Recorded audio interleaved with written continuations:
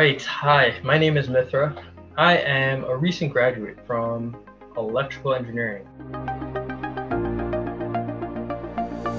And my first start in computer science or software engineering came in a first year course. It was a course on C, which is used a lot pretty frequently in electrical engineering. And for anybody who knows what or has done C, you know it's not the best language to start with. It was pretty tough. And needless to say, I was not impressed with software engineering or computer science, and I was kind of put off from it for quite some time. It wasn't until a few years later where I was invited to join this team where we were doing a hackathon to solve a problem that was coming as a result of COVID. We ended up winning this global competition, and it kind of intrigued and sparked my interest about what tech can be used for, and the idea that I could use these skills in coding to build solutions to solve people's problems.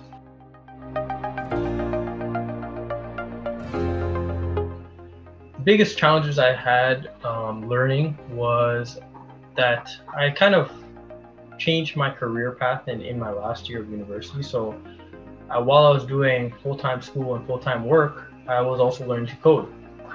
But one of the things that made it easy was the fact that it was more of a hobby than it was a chore. And when you enjoy something, it's not as hard to spend the time and put in the work to do it because you enjoy doing it. To the young students out there who are thinking about getting into tech or getting into coding, what I would say is don't worry so much about figuring out what it is that you want to get into or figuring out what it is the perfect path to maybe your dream job at Google or Facebook or .tech. Focus more on figuring out what you're interested in making, whether that be a website, whether that be an app. Figure out what you want to do and maybe figure out a problem that you want to solve. And you'll see that when you start Googling what you want to do, you'll figure out quite soon which language you need to learn or what path you need to go down, because all the information you need is all online, and anything you need to learn is all online, and that's the beauty of the internet. To the people out there that are thinking about, to the young students who are thinking about getting into tech but don't know whether it's right for them or whether they'll like it, all I have to say is think about how gratifying it feels to be able to create anything that you want, anything that you can come up with in your head.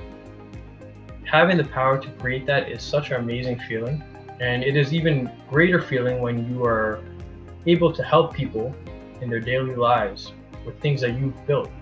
So if you're thinking about getting into tech, do it because you won't regret it.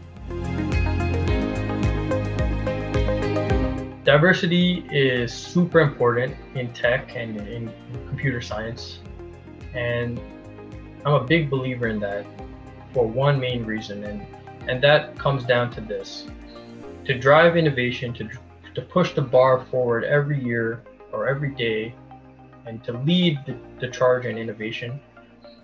Diversity is very important because with different walks of life and different people with different experiences and mainly different perspectives, these different perspectives, when it comes together, shows you the whole picture. So diversity and innovation kind of go hand in hand, and I think that is a key thing. So I'm a big fan of what Tech Domains is doing.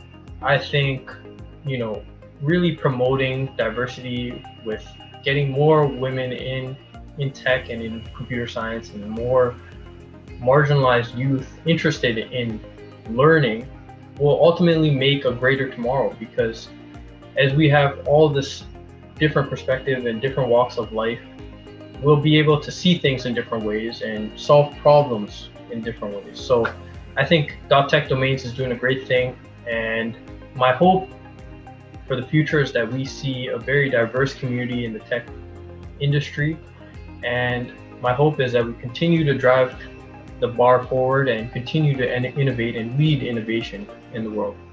Thank you.